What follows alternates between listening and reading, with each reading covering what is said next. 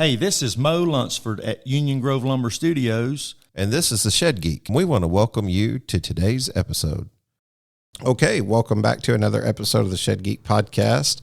For those of you that's listening, we're mixing in these different podcasts throughout the different locations we've been going to, but quite a few here in Texas, and we're still here in Texas. And we're getting deeper into South Texas, down here close to Austin. So lots of fun. Our guest today is Chris. I'm going to let him introduce himself, but you probably recognize Chris for those of you who do any reading about the shed industry. Happy to be here, Chris. So thankful to get a chance to sit down and interview you today. Do you just want to introduce yourself, a little bit about who you are and what you do, sir? Sure. And it's nice to have you guys in Texas. Welcome. Thank you. Yeah, I'm Chris Winter, and I kind of fell backwards into the shed business. I answered an ad that a manufacturer put out about, this was back in 2003, so it's been over 20 years. And I was a manufacturer's rep, basically a dealer's rep, opening up lots in Texas and Louisiana for a manufacturer. That's kind of how I got into it, and I had a couple of runs with the same manufacturer, but eventually ended up opening my dad as one of my dealers in a lot here in Bastrop, just to get him out of my mom's hair. He was newly retired and driving her crazy. So she said he needed to find a hobby. And I said, hey, look, you can be one of, why don't you be one of my lots in my territory? And he was a sales guy too. So he did really good. I knew that he would do well, and he could put as much into it as he wanted to. And, he did pretty good. He was one of my better accounts, on there. And, he was working, 4 or 5 days a week, which was more than he wanted to. And, eventually, some years later, like around 2008, the bottom kind of fell out of the business that I was in. I was in the recruiting business. And, so I came back to help my dad sort of streamline his dealership. We had changed manufacturers at that point. We came on with Dirksen as a manufacturer. We've been with them ever since, but worked with my dad for a while, and then I understood why my mom wanted to get him out of the house. He drove me crazier than he drove her, and it was just like kind of two bulls in a small pen, and eventually I gave him an ultimatum. I gave him a deal that he couldn't refuse, an offer that he couldn't refuse. There you go. And said, "Look, I'm going to pay you to stay home." So, Yeah. so we did that. But our growth as a shed dealer has really been phenomenal. Since that time, we've experienced some great growth and a great relationship with our manufacturer, and then we also branched out into the carport business. When I came in, we really expanded our carport business, and then we also brought on tiny homes. So manufacturing tiny homes out of Dirksen buildings. So with those three companies, those make up the Winter Team Enterprises umbrella. I see. Very nice. Very. And then for those of you who may not recognize the voice, but recognize the train of thoughts here, you're also write an editorial piece in the Shed Builder magazine. You've been doing that for a year or so now, roughly? Just a little bit over a year. Had 4 articles published with Shed Builder between January 23 and January 24. And it was great because they spanned, not only the shed business, but the tiny house business, and they were very open. I think once they learned that I could put some words together, they pretty much gave me they took me off the leash to come up with whatever I wanted to. And so far everything I've sent to them, they published. Appreciate them and appreciate your writing for them. Always educational, and I love to read all the different editorial pieces in there, and just watch our industry continue to grow and develop. And yeah, thankful for the opportunity to be here. I'm glad we connected And I appreciate the invite to Texas. Absolutely. And we caught a good lunch there too. Well, we did. I love the little place that we got a nice little burger at. We got to visit and just kind of talk about, I probably got in the industry about 10 years ago, yourself 20 years ago. And a lot's changed in both 10 and 20 years. But I bet 20 years has been even more so, huh? Yeah. I mean, it's really become an industry in of itself. Whereas before, I don't know exactly what you'd call it, but they were generally, the stories are pretty much all the same. My dad and I built a shed in our backyard, for his brother, and then his neighbors said, "Boy, where'd you get that?" And one turned into 10, turned into 100, and now you've got all these companies. But their stories are very similar, aren't they?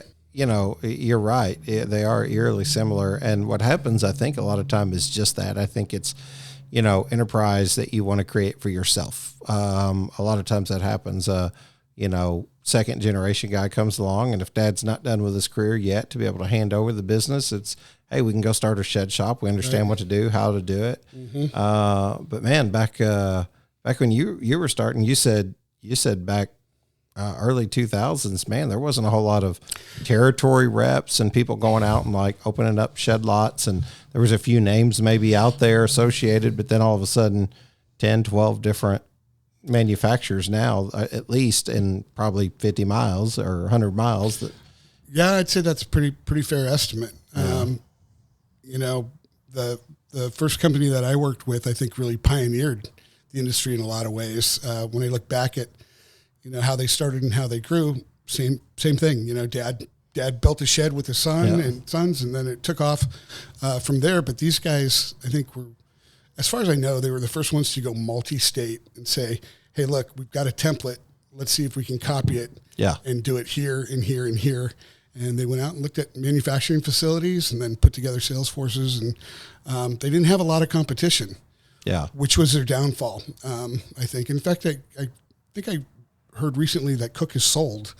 They had company. They had sold. At least I saw it online, and then I even saw it in Shed Builder magazine. Yeah, that's where I read it too. Yeah, Shed Builder. they put it out there that they had sold to a company out of Virginia or North Carolina.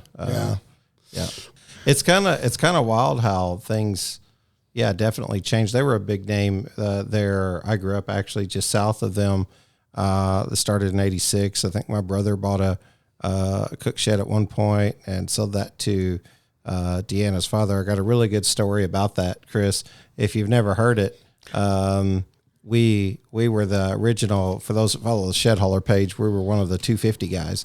Not really. We weren't doing this as a business, but I'll tell you what we did do. We had a little 8x10 mini barn, and we had to move it, and we didn't know who to call. Mm-hmm. He had it delivered, and then he sold it to, I don't know, for like $500 to my father-in-law.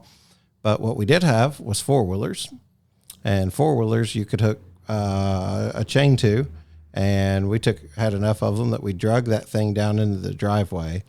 We got some jacks underneath it, got it lifted in the air, and then we took a 6x12 utility single axle trailer, pulled underneath it with a Dodge 2500 and set it right on the angle iron, and then strapped it all the way over the top of the building and drove it 14 miles with the tires pancaking the whole time. I know all too well that experience just recently. One of the things that we talked about, some of the Dirksen folks, and Ralph's name came up, and I called Ralph like back in October, and I said, hey, look, I'm thinking about putting a playhouse on a trailer and making it look like Santa's workshop, and then we can be in the parades, the local parades. And I don't know about back home where you're at, but here, even the little town of Smithville, which I told you is 4,500 people, the Christmas parade is just a blowout. I mean, you've got people coming from other counties. And, don't you love that? And you've got Miss Cornhole, and you've got everybody, and they're dressing up their Forerunners, and they're side by sides, and driving tractors and horses and kids, and it's just great. And so they have a big one in Smithville. They have a big one in Bastrop, which is up the road a little bit. So I had them build me a 10 by 16 playhouse. In fact, it's sitting right out there. Okay. It's the red and white one.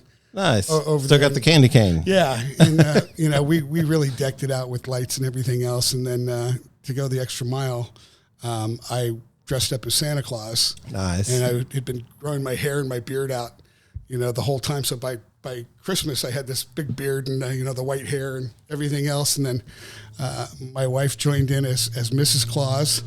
And then the little dog that I was telling you about, Swiffer, had a little reindeer suit on. So we did the whole parade. But when it came time to get that shed onto the trailer, we had the same kind of thing. It had like a 20-foot trailer with the angle irons on it. Yep. And my thinking was, well, they can take the mule, and if we can scoot it up there, it can sit on the angle iron. The skids will be inside. We can block it up on the skids and then strap it down and all that. Well, so they built the playhouse for me. We get it here and dress it up and whatever. And I'm waiting until the next time that we have a driver down here to help me put it on the trailer. So, so when he got here, I told him what we needed to do, and he looked at it and he goes, "No Not way, gonna work. I'm not going to touch that," you know. And after some coercing and everything else, and told him, like, sign a waiver or whatever. I won't hold you responsible, but we really got to get this thing up there, and we did, and it worked. And then, come the week after New Year's, the other driver that we had, when I said, "Hey, I need to get this thing off the trailer," and he goes, "No, I'm not touching that. I'm not touching that." And so I ended up strapping it to the telephone pole over here, and pulling it out from underneath it. Well, this was and just letting it fly. Much like one of those trips. We ended up making this the 14-mile trip, but he gets a hold of it with his little tractor and hooks a chain to it and tries to drag it, and it's barely scooting on the angle iron. And so we get the bright idea of, if my brother goes one way with the truck and he goes one way with the tractor, which it did. When it came off, though, his tractor kept rolling and went straight up in the air. And he was lucky it came back down, and it set a little bit crooked, and 20 years later, it still sits there kind of just a little bit ajar from where it should be. We gave a half attempt at putting it back together. So I would imagine some shed haulers would have got a good dose of laughter if they could actually seen what we did. Oh, I'm sure. And looking back now with all the professional equipment that exists now, it would have been obviously more than worth it to just pay it to have it moved. But since then, they bought a Dirksen shed too. Actually, a long-time Dirksen dealer. Bless you. Yeah, close to them, close to home. They've purchased that. So now they have a cook shed out there and a Dirksen shed, which is in our territory, in our area. Those are two of the oldest, definitely most established companies. I'll tell you how long ago it was that I worked for Cook. Cook didn't own a single mule in their entire network. We were placing sheds with the rollback trailers and having to get the trailers into people's yards. Yeah. And, same thing with on lots, trying to set a lot with a trailer, whole different ball game. Hello from the Shed Geek. Let's take a walk through My Shed 3D. With My Shed 3D, your company can simply add a 3D builder button to its website. Once the customer clicks onto the 3D builder button, they will enter some basic information to get started. Remember, this information is captured in your Leads tab, whether or not the customer designs a building. This is very valuable information that turns a cold call into a warm lead. Next, they begin the design of their shed by selecting a primary use, a style, and a size that best fits their need. My Shed 3D has multiple styles that are available and consistent with traditional and barn styles within the shed industry. However, if you offer a customized or non-traditional style, My Shed Solutions can build that design for future use. We can also save on some design features that make it easy to adjust without a major rebuild or added fees for design changes. For instance, want to offer a steeper roof pitch? Just navigate to the Settings tab. Then click the Building Models.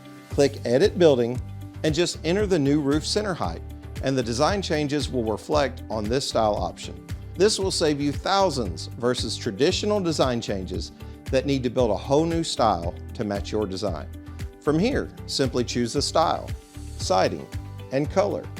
Then choose a trim and roofing style and color. Next, let's add a door. That was goofy. Next, let's add a door.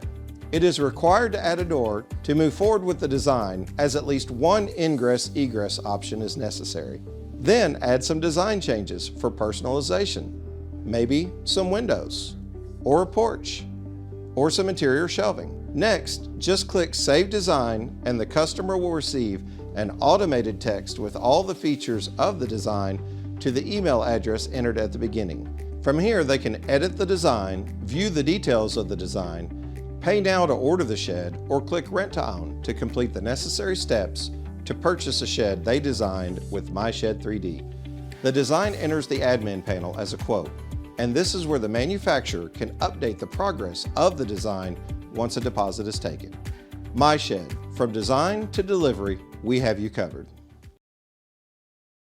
Yeah, for sure. I mean, that mule is a game changer. Well, for I was about everybody. to say it changed so much that it almost got to the point where everybody's had to go to that. I know not everybody has completely embraced it, but I think by and large they've seen the value for sure. If you're in business at the level that those guys are too, so yeah, lots of big names. You know what I mean, like that comes up around a lot of guys. You know, right there in that 40-mile, 50-mile radius for us.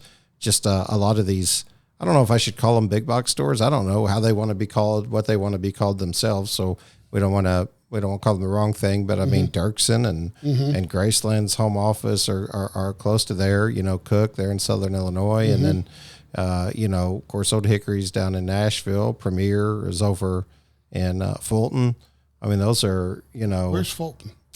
Be just south of Dirksen, probably about 35, 40 miles In south Kentucky? of Dirksen.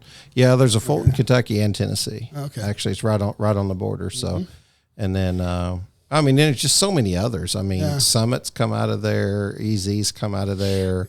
Isn't it strange that you know, that's like the portable building mecca, just like what is it, North Carolina, North Carolina? You've got all of the carport companies. All the carports. Well, I would say as good a lock as we got on it, Lancaster,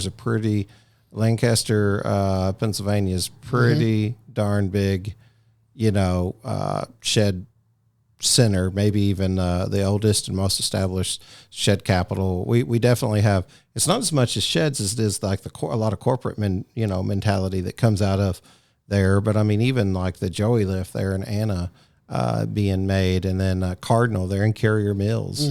There's quite a few RTO companies that, you know what I mean, have their home around there, and then lumber distribution as well comes out of there too. So which is it just kind of lends itself. Makes sense that, you know, put your manufacturing where you're close to where your materials are. Yeah, it's of course Midco. I mean, I don't know. You can go on and on and on. There's a lot of companies that just kind of.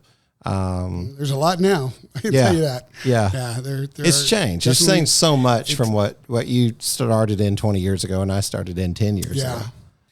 It's good. It's good and bad. We were never afraid of competition. I mean, I think our viewpoint was, if there's going to be another lot, you know, let them open up as close to us as they want, because then we'll be a shed destination for people that are shopping, and all we have to worry about is doing a better job than them. That's right. You know, yep. And you know, that way they're not going to get lost trying to find you. You can't win them all. You know, No. I've told my joke on here a couple of times. People may get tired of hearing it, but I always laughed because I had a shed guy tell me one time. He said, if a shed company opens up next door to me, I just always hang a sign on mine that says main entry right here. You know, it's so it is. It's like, you know, the same in the food world. I mean, a lot of, you know, food restaurants will search for areas where there's going to be other restaurants, because it's sort of like you said, it's a bit of a destination where people can go, and car dealers do a lot of the same thing. Right. They want to be kind of close to the competition in some way. Well, yeah, and you almost know that if you're in a strange town and you see a Chili's or whatever, then there's going to be a Olive Garden. Yeah, something like that. They something tend to pair up and yeah, and all that. You can almost depend on if there's one, there's the other. So tell me, for the audience who's fairly new to the industry, or even those who are established, getting started all those years ago, even opening up territories, what do you feel like has changed the most from your perspective? You mean in finding dealers, that type of thing? Let's go both. Let's go with finding dealers. I don't think you do that regularly anymore. Not anymore. But I think that the same principles that I applied back then that I was very successful with are still as important today as they are then. And one of the articles that you can find in Shed Builder that I focused on was really opening up a dealer. It was more from the viewpoint of, well, I've done both. I did one article opening up dealers from the viewpoint of the manufacturer and finding, building your sales territory. And then the other was from the guy that is thinking about getting into, something like shed sales and what should he look for? And I think that's where I'd probably like to concentrate on. If you are, a couple things. One is that if you've ever wanted to be your own boss, this is a really good kind of easy way to transition into that and give you a fair chance of making it instead of just, burning out with, a multi-level marketing thing or whatever, where people think that they're their own boss, but they're really not at all.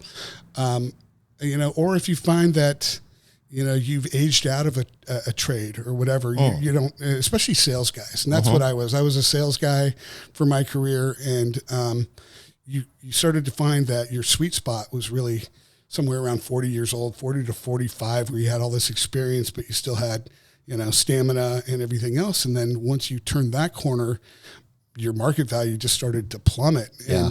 And, by the time you turn 50, forget about it. It's hard. You don't want to be throwing elbows with the 25-year-olds that can just go all day, all night.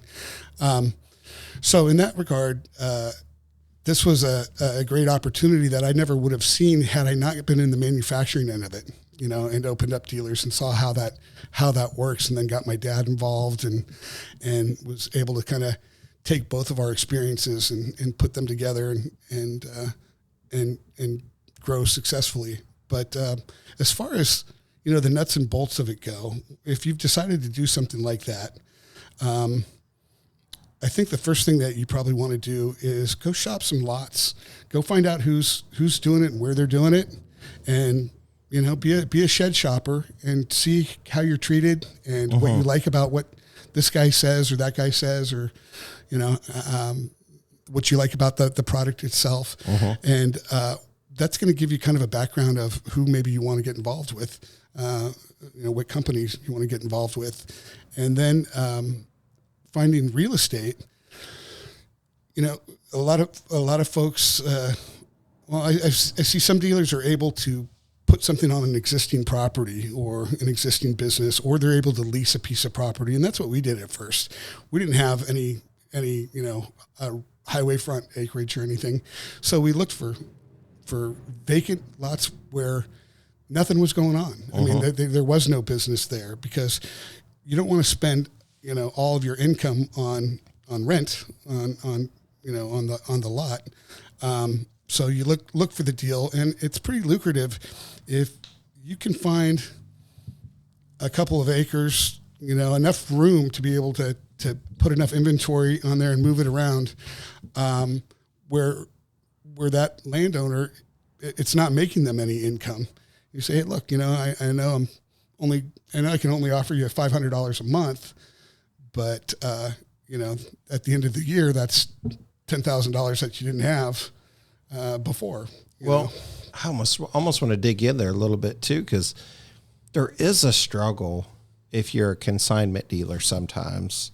I always like to say a lot of guys who are making the decisions and gals who are making the decisions may not have been in your shoes at one point. If we look at the business side of it, you should be able to open a lot. You should be able to sell a lot of product. You should be able to make it.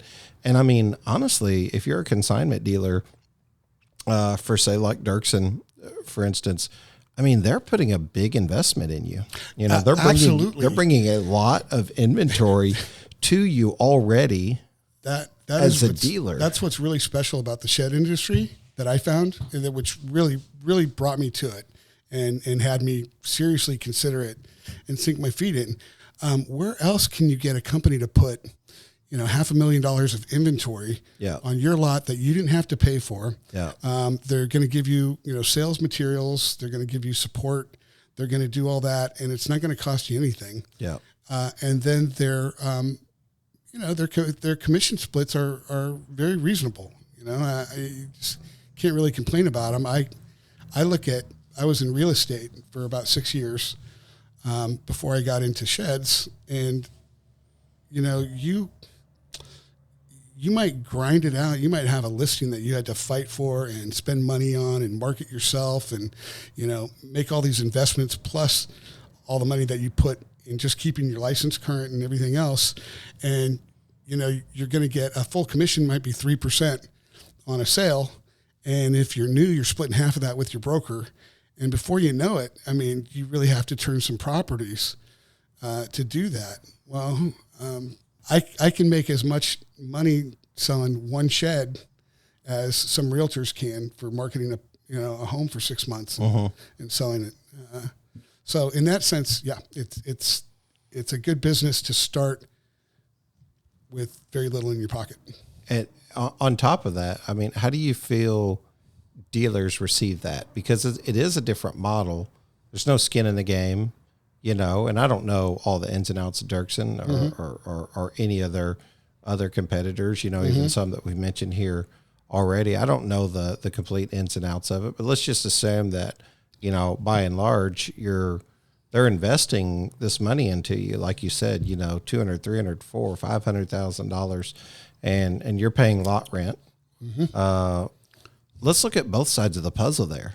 As an independent dealer, the struggle sometimes can be, hey, I'm already putting in $500,000 to $100,000 in, so now I got to sell, if I'm paying $1,000 in rent, I got to sell $10,000 before I break even, roughly, or I'm using generic numbers, right? Of what's been vaguely familiar for me in the industry is a 10% commission. Doesn't mean everybody gets that. It means some get more, whatever. Just some get less. Yeah, some get less, whatever it looks like. But just using simple math, you've got to do that before you start making money. But then you've got an office, or you got utilities, or you got bills, you got insurance, or you got this, that, and another. If you have a down month, 2, 3, 4 months in a row, that begins to really affect the psyche of a dealer, or it could very quickly. Whereas if you're purchasing that inventory, you're kind of having to turn it. Yeah, you better not regularly, only that, but you might get caught paying taxes on it. Right. I don't have to pay taxes on the inventory that we keep. Yeah. Which is good. So it's interesting to look at it from both perspectives. I mean, what more could they do? They're bringing you all this inventory. What's happening now that I find interesting, I want your thoughts on it, is, it's no longer just about creating a online or a on lot presence. Yeah. It's about creating an online presence too. Digital Shed Builder is an online shed configurator that strives to provide incredible visual quality, fantastic customer service, and an amazingly low price point, making it a perfect fit for any shed dealer looking to increase their online sales. Digital Shed Builder is simple to use, taking less than 5 minutes to integrate on your site. The Get a Quote feature streamlines your sales process, showing you exactly what your potential customers need.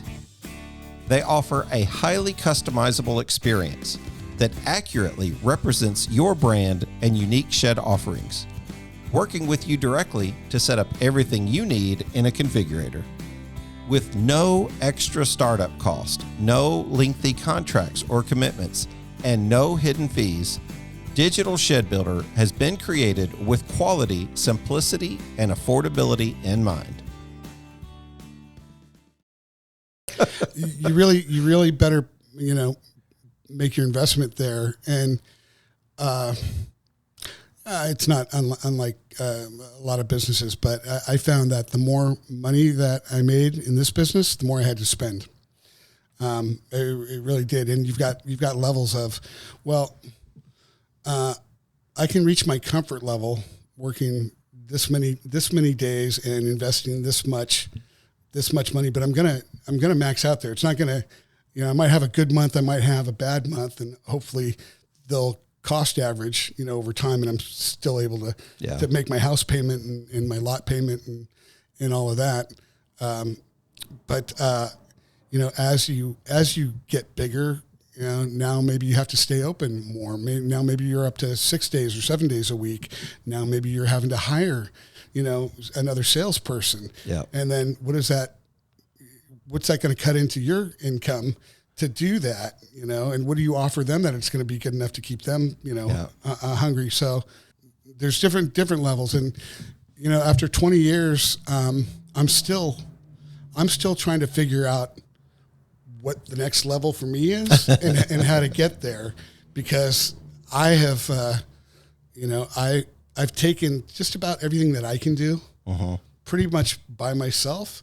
And, that's another thing, is that you can actually run one of these businesses by yourself as long as you've learned enough things, you've learned enough to keep it going. Do you find it challenging with the new either technology that's sort of hitting not just the industry, but the world? Like, I mean, do you find that for one person it's getting more difficult?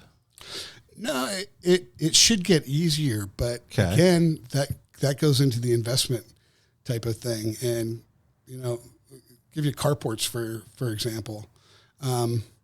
If there's 10,000 shed dealers out there, there's 100,000 carport dealers. And so when you're doing this as a sole means of income, whether it's selling sheds, carports, or playscapes, or anything else that you can kind of bring in to that fold,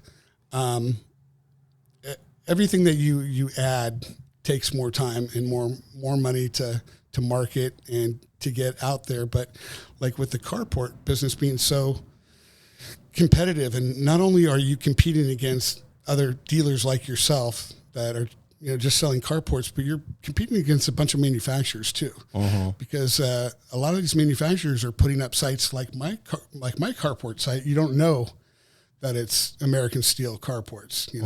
You see it as Carport Kingdom, and you don't know that the only official affiliation that they have is that Carport Kingdom selling American Steel Carports. Which, by the way, I don't even know if there's a Carport Kingdom out there. There is. Okay. Yeah, and it's produced by American Steel. Okay. Yeah, that was one of the reasons why I transitioned to other companies after about 10 years of really loyal relationship to American Steel, is that I don't want to have to compete against my manufacturer. I don't want to know that they're spending money trying to get customers that I'm spending money trying to get. And with the carport business, you can either do what you can, locally, and you'll get those leads and those people that come in and stop in, and that's still probably 80% of what we sell, people within 50 miles of here. But there's a whole nother market out there that if you can tap into, and if you can build an online presence that's fully functional, that a guy in Decatur can get online and be able to navigate our website and go end to end. If they wanted to buy that carport online, they could put the deposit down and do it all without ever having to call me or talk to a salesman. And some people hate talking to salespeople. Well, and the conversation just where it's even turned here today is like, wow, you realize how much of a presence that like steel and the carport side has, even with the average shed dealer. Not that you're average by any means. What I mean is like, we think of manufacturing all the time, but I mean, manufacturers have to put those products somewhere. Right. And we've seen some of that. We've seen where some guys will leave shed manufacturers and go to another provider, but also carports, because it not just so competitive, but you're you have so little control over the situation, the process, the delivery, the customer service, but you get all the blame, obviously, whenever it comes to your customer if they have a bad experience. It's really funny how that customer changes to, well, it's your customer, your problem. When it's bad. At some point or another, when things turn bad, and you go, no, wait a minute, it's your product and it's your everything. I literally had a... when it's good, it's not your customer, when it's bad, right? I had a manufacturer rep tell me one time when some things got sideways, and I said, look, I've taken this as far as I can. I need your support. I need you to call this customer. It needs to be called today. And you need to straighten this out because there's nothing I can do on my level. And I'm not going to, I'm not going to go through all this and then offend the guy and tell him to take a walk. But if you want to do it, that's up to you. And this fella said, it's your customer. And I went, that's just the wrong answer. He goes, did you make a commission on it? I said, yeah. And he goes, there you go. It's your customer. And we were taking their signs down the following week. I was taking their banners down. It's your customer, then it's a shame you can't, you don't have the authority to fix the problem too. Do you see that in the shed world? Do you see it happening? Do you see it coming? Like, is that something that we're going to experience? It's great that you mentioned that because I guess the short answer to that is no, but there's a reason no for me, and it goes back to the guy that's looking to get into this business and why it's so important which companies you choose to work with on here. And what you're really looking for is you're looking for a manufacturer that wants to be a partner. They have a vested interest in your success. And, the carport industry just doesn't get that yet. I've contacted, big manufacturers and have said to them, hey, look, I don't know how many carport dealers come to you and say that they want to grow their business, but I want to be your biggest carport. I want to be your biggest account total. If your biggest account's doing $4 million a year, I want to be that guy, so I'm telling you that I'm here ready to work, willing to work. What can you do to help me get there? And as a sales manager or people running a company that survives on sales, you'd love to see that guy coming through the door. I mean, that guy that is hungry and wants to have it. And I was surprised how little resources that anybody was willing to put up. And, all I said is that, hey, look, I want to develop a very dynamic website that is the best, that there is on there. And I want a great, customer reputation, follow through on sales. And, it's got to be end to end. And if I can get your commitment, you'll get my commitment. Yeah. And let's do it. And you're on your own.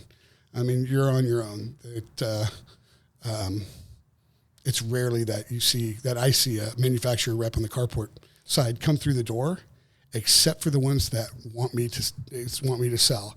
I get all my competitors coming through, trying to change me out, and companies that I've never heard before coming out of the woodwork. But like you said, there are a lot of people that are in the business that stay in the business. Yeah, and they go from one company to another, and then they start their own. And yeah, there's definitely a lot of that, even beyond just like a father-son team or something like that, where they go out and create their own. I think a lot of people get into the maybe like sheds or even carports, and they have like a negative experience in the commission or in the consignment arena. And I think a lot of that's got to do with a lot of times you want to speak with a personality who has been there, who's done that, who's sold sheds. I worked at a faith-based drug and alcohol rehab, and I used to always say there's just areas you can't relate because you haven't been through what I've been through, which I hadn't. And I said, yeah, to some extent it really does, because if you've been there, seen it, done it, there's a lot of value that you can add to that conversation. Absolutely. And we don't think that corporate mindedly sometimes. I mean, if I'm just being honest, and we're being awful critical here, just to be clear, but sometimes corporate minded is like, well, If I save $10 a week Yeah. for, you know what I mean, this many weeks, I should have this many dollars. But everybody who controls a budget knows it just don't always work that way. Yeah, and corporate shortcomings aren't necessarily criticism. You know, I mean, I put this out there in hopes that maybe there is a carport company that's starting out looking to build that hears this and goes, yeah, that makes sense. Man, like, why don't we find some Chris Winners out there to really, crush the competition? And back when I was opening up, dealers in Texas and Louisiana, I would get in a lot of trouble for closing more dealers than I opened. And what I was doing is I was trimming off all the waste. If there was a dealer that was taking up all these resources, but you weren't getting the sales out of them, well, cut them loose and then find somebody like my dad who wants to do this as a primary source of income, instead of looking for the next feed store or whatever. You think that matters? Do you think that dealers who do this primarily, whether consignment or wholesale, it doesn't really matter? Mm-hmm. The question I guess I'm asking is, do you think it matters that someone is all in on sheds and it's their primary source of income, or if it's their secondary or third source of income because they already have a primary business? Do you think that it's a more successful endeavor? Is there more gain on sales, or is there just more gain in willingness to listen or embrace the company? Hey, Deanna, I need to write a new ad for Shed Hub. Give me some ideas. Why don't you do something catchy like the insurance commercials do all the time, where they just repeat the same thing over and over? Like a little jingle or something like that. Yeah. But wouldn't that be embarrassing? That is kind of the point. What type of music? Try rap. Shed Hub helps you sell sheds. Maybe country. Shed Hub helps you sell sheds. Rock and roll. Shed Hub helps you sell sheds. Maybe just go back to your normal writing style. Shed Geek and Shed Hub are now collaborating to make for a better customer experience. I want to save you some money. Shed Hub is focused on signing up the next 500 customers. We're calling it the Next 500 Plan. Real creative. You think it'll help if I sing again? I'd rather you not. Well, that makes two of us. So what's the Next 500 Plan? The Next 500 Plan is simple. This will include 100 listings per month, per location, along with the Brand Builder website. And the plan will last for 1 full year. But how do they save money? It only costs $39 a month. There's never been a better time to sign up. Just go to geek.shedhub.com, click subscribe, enter your name, email, and payment information, and you will be contacted by a Shed Hub employee to get you onboarded for just $39 per month. Shed Hub helps you sell shit. You're putting yourself at an advantage to all the other guys. If I'm exclusively in the shed business and the steel frame building business, carport business, on that, then I know that my customer is going to walk away from here knowing that the information, the advice that they got was from the most knowledgeable person that is in the industry, and it's not the guy that whatever, I don't care if I do or I don't. I mean, that's in the low rung. Then you've got some folks that find that they can sell sheds and it makes sense. They've got the room and they like it. They use sheds. Their friends use sheds. And so that's pretty easy because they can talk comfortably to their sphere and add to their bottom line that way. And there's nothing wrong with that. But I don't see any of those guys competing with what we do here. Well, I feel like what I've experienced, what I've seen is like I've known some sellers at times who I feel like I've even seen it, but I've definitely feel like it's what they do is like, well, I'll sell you a shed. Sure.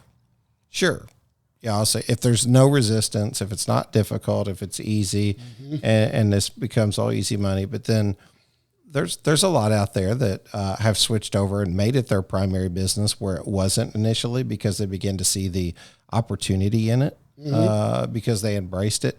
I don't know what it is that changes about a person that makes a person see it or make another one not. Someone who's been selling sheds for 20 years who says, yeah, you can't do that. Whereas a new guy can come in and blow it out of the water. I'm not saying they all do. Some guys are just all personality, and they'll sell you. They can sell you anything that's in their pocket. Sure. And that's great. If you get a guy that's just a natural like that on your team. But let me put it this way. I would say that about 50% of your business that you get, our business, is given. And what I mean by that is that I didn't necessarily have to work overly hard to get that customer. They were driving from Houston to Austin, and they went, oh. Yeah. And that's also what's important about finding a lot on a well-traveled road that might have a turnout in it. We're on Highway 71 here. We might get 40,000 people past our lot in a day's time. And I get a lot of people that say, oh, I've been driving by here for years, and I've always wanted to stop by just to see what you do, that these buildings look really cute or whatever. And guess what? They end up buying a building sometimes. Or the guy comes through and he knows exactly what he wants. And he comes here and he's in and out in 15 minutes, and you sold him a $20,000 cabin or something, just falls right at your feet. That's half of it. The other half, you got to really earn.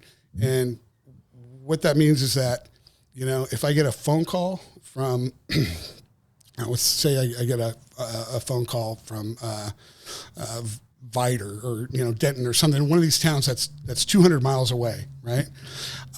And they just found me because I am old and established and spend money marketing online, so it was easy for them to find me, and they saw Dirksen and they heard about Dirksen, whatever, so they call me. They don't know if I'm the closest dealer or I'm the furthest dealer or whatever. Well, I've still got an opportunity. If he's in Texas, I've got an opportunity to make that sale. Oh. And that's where you really need to not only kind of have your pitch or your responses, but you need to know how to make them feel really comfortable with them and be able to, it's a lot to ask somebody to give you their credit card number, for to run for $6,000 or $7,000, and they've never met you, and it's over the phone. Yeah. But it's doable, and the better that you get at those types of things, the more business you close. And probably 10 to 15% of what I sell are customers that I never meet. The other important segment of that is return and referral. I mean, if you are not really taking care of your customers and investing your time with them in making it an experience that they only want to come to you in the future, and they're going to tell their family and their neighbors and everything else, you got to go see this guy, right? If you can be that guy, I would say 25% of what we do every month is a return and repeat customer. And that's another thing too, is I've sold 5, 6, 7 buildings to same families, before. The kids grow up and they move out and they come to a place for your stuff to get their building. And, we've been around long enough. It's almost generational. So really taking care of repeat and referral. And then, also if you can close a phone up, that's the margin. I think that's the margin that separates the guys that are staying in this business and, going on vacation at the end of the year, and, the ones that, just burn out. Burn out or struggle to get by. I mean, I think there's I told you before, I said, I anticipate everything in the industry that I can read, listen to. I like, if there's something new that's coming out, I want to hear about it, read about it, view it. I'm just invested into the product and into the industry. And you begin to realize how you say, well, I'm just in my little neck of the woods. Nobody ever really bothers me, which is, can be true. But how much more are you missing out on by not expanding your knowledge, your understanding of your own products, your competition's products, trying to be better? Like, competition gets a bad name sometimes. Like we love to collaborate. Like collaboration is a big thing for us.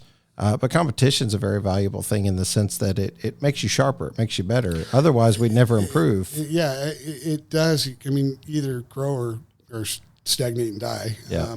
There's really no sitting back on your laurels in this business. Yeah. If you don't want to get eaten up by somebody else, Yeah. in that sense. And I tell you, we've seen a lot of names come and go in our area, mainly because we're not a huge market.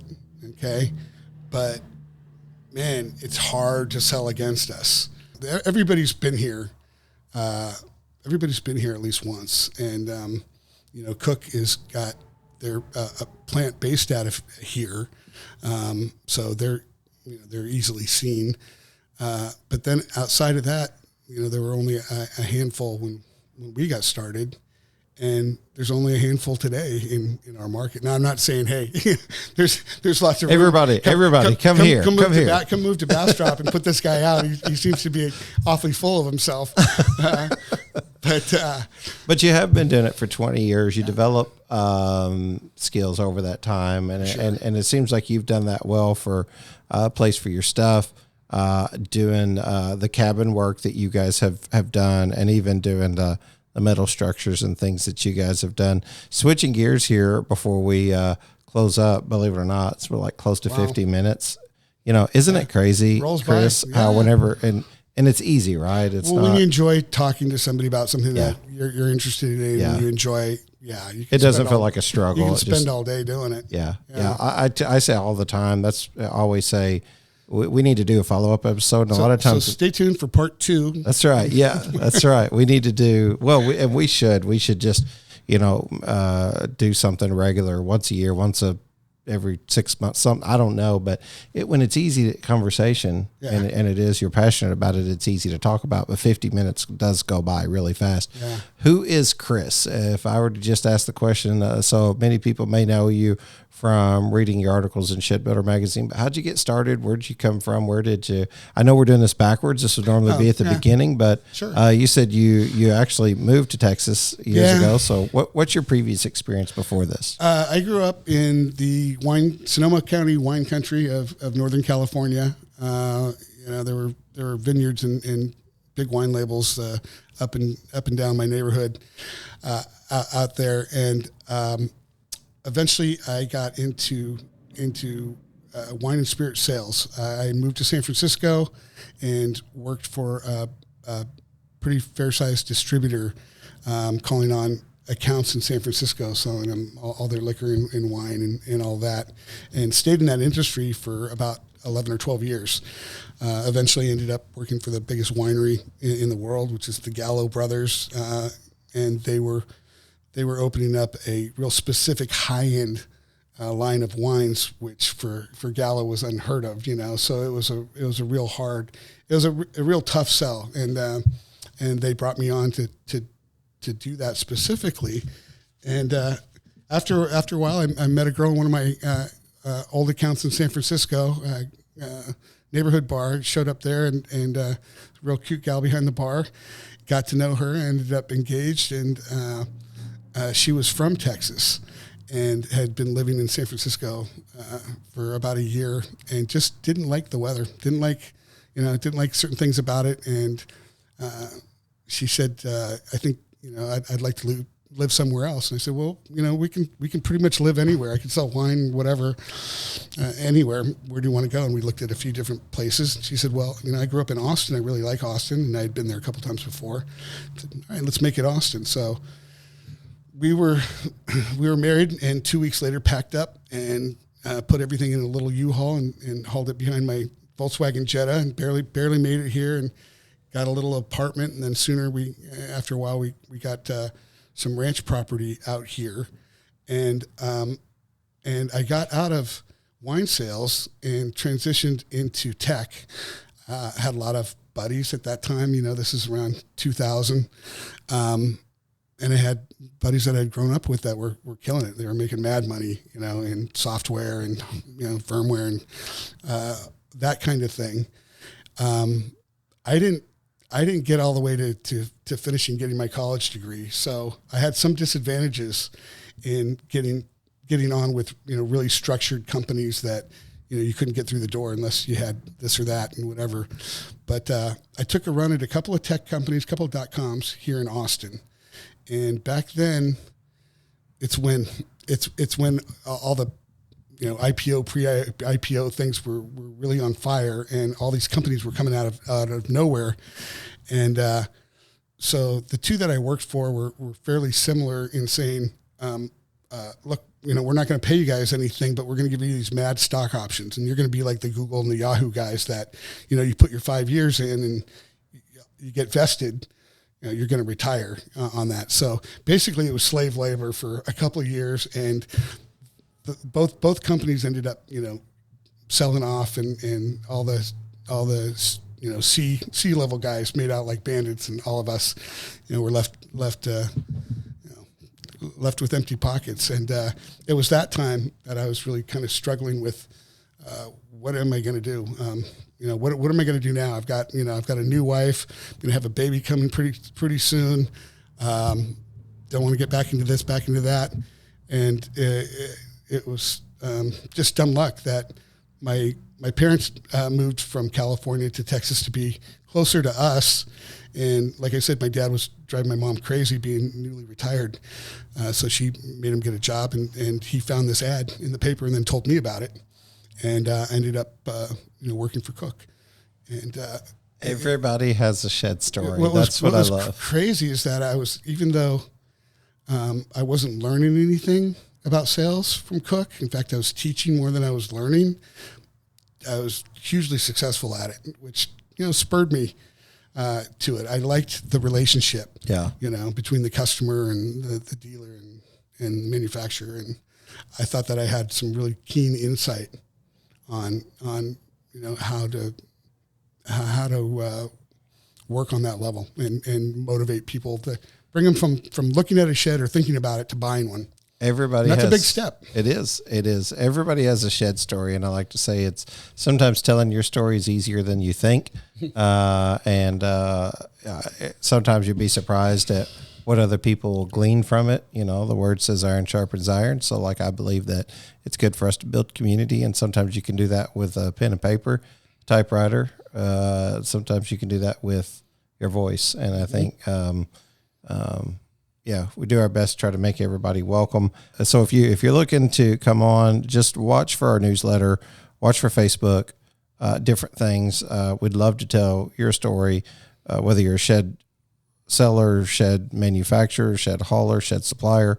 I feel like it adds value to people's day who want to be invested in the shed industry. So I think that you're playing an important part in the overall picture of this. And I really appreciate the fact that, that you've created something that does give value, especially to people like me in my situation, and people that are coming up or considering, doing the same thing. It's a great education. In fact, if you were to ask me, what's the one thing that you would recommend to somebody that is looking to maybe get involved in this business, I would say, hey, get online and watch as many Shed Geek episodes as you can. It's going to give you a really good background, not only on your little circle, but how the whole system works. Yeah.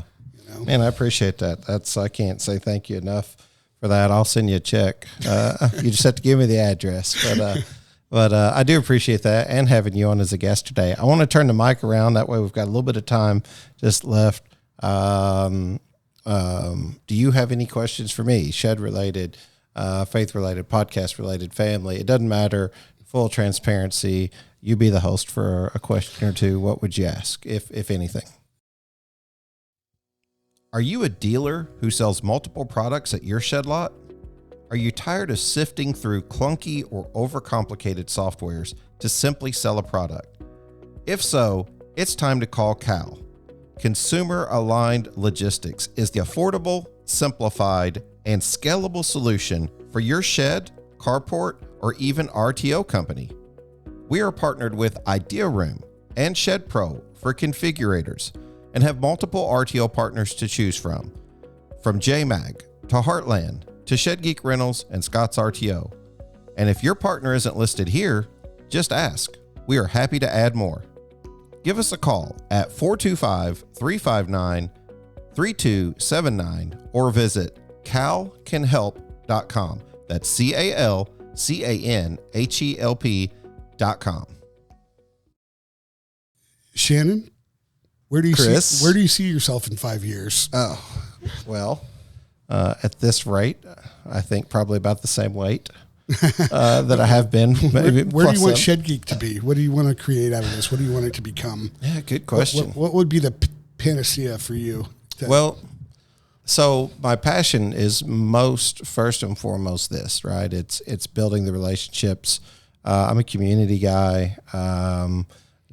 I've told the story a couple of times of how I have been lost without purpose, and then you begin to find purpose in our Savior and how He has opened up those relationships.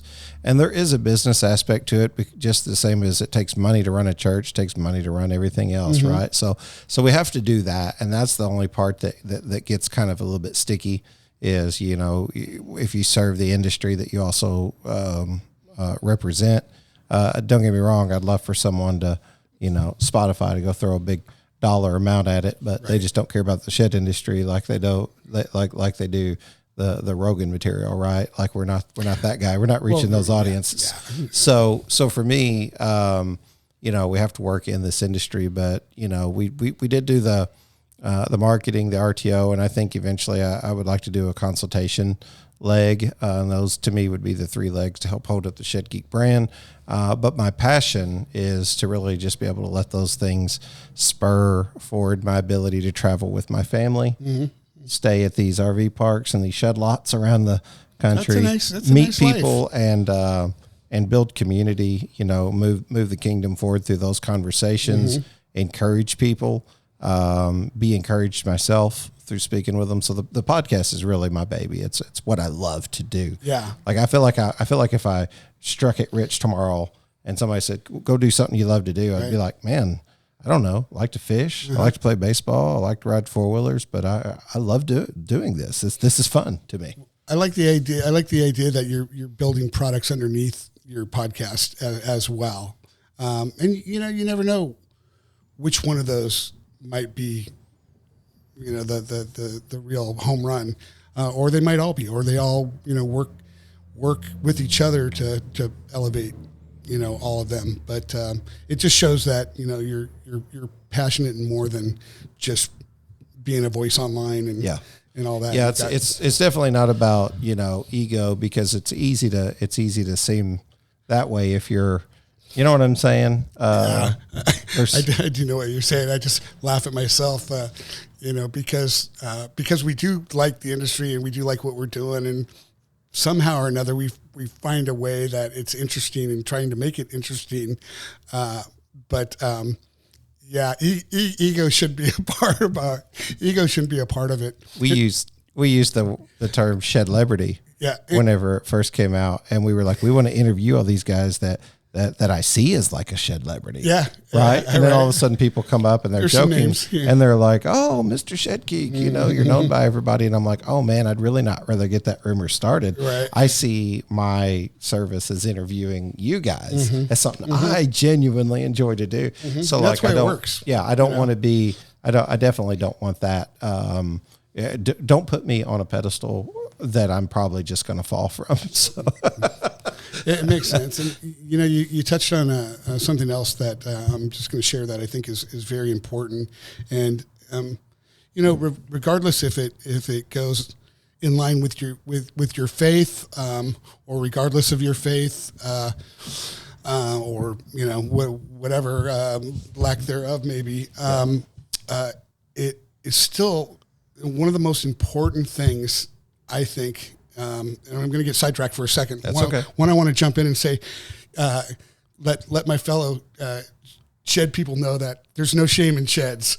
Yeah. Right? There's no shame in sheds. And I know when I got started and I'd go home for back to California for a reunion, whatever, and I talked to these, some friends, and I got a nice house, and there's the golf course and all that kind of stuff. And hey, what are you doing? I'm selling sheds and whatever. No, I'm building a company and doing what I like. That's right. But to dovetail on that, really the most important characteristic that you can develop, retain, have naturally, whatever it is in this business that's going to make you succeed is being honest, is being ethical, is, coming from the right place. That's right. And whether that's, through faith or otherwise, it's equally important that I'm treating everybody fairly, the way that I would want to be treated. At the same time, you'll get people that come through the door that just want to roll over you. Their intentions aren't good. They want to get over on you, and that might mean, criticizing your product or criticizing you or finding fault in this. And with those guys, I just simply tell them, I don't think we're the right place for you. And what's really been amazing is that if you come from a place of abundance instead of scarcity, when you do get that person that, just is, they're just over the top and pushing you nasty or whatever. There's nothing more powerful than opening up the door and going, I don't think we're the right place for you. Yeah. You might want to go down the road or whatever, because it really shocks them. And I found it so fulfilling how many of those people that all of a sudden I can get them to turn around and discover some humanity in themselves or whatever it might be, or it's just the fact that they want to win, right? Sure. They don't want to be pushed out the door. They want to win, so they will come back. Well, I love a couple of the words you use, there, abundance. I always say, Lord, let me be so abundant that even my haters prosper. You know what I mean? Mm-hmm. Like, let me have abundance in such a way that you can change the voice of the way it always has been. Right. So that you can, instead of going to them and saying, we done well in this area or something, you can come back and you can show grace and love and mercy. And you can do something different. It's what Jesus did for us. Like all of us know what he could have been capable of or what he could have done, but what he chose to do is go to a cross and die. And I didn't deserve that. So even whether it's you and you don't deserve the grace and the mercy, or whether it's your competition or your enemy, so to speak, or whatever it is, that they probably don't deserve it either. That's when you offer it. That's what probably breaks the heart the most, is whenever you don't act the way the world always acts, and you decide to take a different approach toward it. And that's definitely what we try to do. But we are human. We are flesh, Chris. Absolutely. And we are imperfect. And you're going to catch probably me and you and so many other listeners making a mistake because we all fall short. That's why ego can be such a stumbling block. It's so scary. It's so scary. Pride comes before the fall, right? That's right. And I definitely try to stay away from it, but I'm sure I do and will fail again. And that's why I have to constantly call on forgiveness and ask for that. Dude, I've really enjoyed the conversation here today. I have too. I want to do this again. I could talk for hours. There's some stuff that, I would love to cover with you. Let's schedule a Zoom call and let's do a round two, man. And I really wanted to add this. I wanted to say this before I got off the air. I got to thinking, you probably want to do this. Maybe they don't want to do it. They'll see this possibly as ego. But you said you dressed up as Santa Claus. Yeah. And I was like, it'd be really cool. It's like if you had that little shed and you dressed up and you called yourself the Dirksen Claus. Dirksen Claus. We could edit that out. Yeah. If that sounds too dumb. It was fun. It's really crazy stepping into those boots of Santa Claus. And I love kids and I loved raising my kids and I really enjoy, especially the smaller ones that Christmas is still, it's magical. They're still in awe, and Santa is a rock star, know? And, being, so not only did we have the float for the Smithville parade, but since I, was going to be Santa, the Chamber of Commerce asked me if I would do a little gig, if I would bring the Playhouse over to the Chamber of Commerce for the weekend while they had this adopted gingerbread man thing. Nice. And let kids sit on your lap and hear their whole thing. So I was able to do some community work and spread the cheer and all that kind of stuff. And then they said, well, why don't you be our Santa for the parade? Because there can only be one Santa at the parade, right? They don't want to confuse the kids. Yeah. Right? So nobody else gets to dress up in Santa unless they're designated, and they're the last float that comes through. Santa's like the big, closer on that whole thing. So it was just crazy. Well, it is community, and I know maybe some people get stuck on, different thoughts behind that. But honestly, I think when the heart's right, it's just blessed. And yeah, man, I enjoyed this thoroughly. I'm so glad we had a chance to talk. I definitely would love to do a follow up. I feel like me and you can we can bend the ear for a good solid hour a couple more times for sure. So it was a pleasure. And it was actually a lot easier to sit down and just jaw with you than I even anticipated it was. So, I think people just enjoy the audible version from time to time of being able to do that. And I wish you nothing but luck. Let's talk again. So happy to have you on the show and be able to discuss products and services and things like that. And big cheerleader for Dirksen. I want to make sure to get that in there. So. I appreciate that. They have been a partner through this whole thing, and that's how we look at them and they look at us, is that we're in this together. And what's good for them is good for me, and what's good for me is good for them. And if it's a win-win, everybody's up for it. That's awesome. I love it. Enjoy the rest of your time in the great state of Texas, and have a safe trip back home.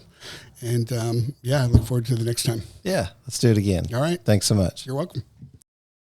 Hey, this is Mo Lunsford in sunny Union Grove, North Carolina, and we want to say thank you to all the guests and listeners.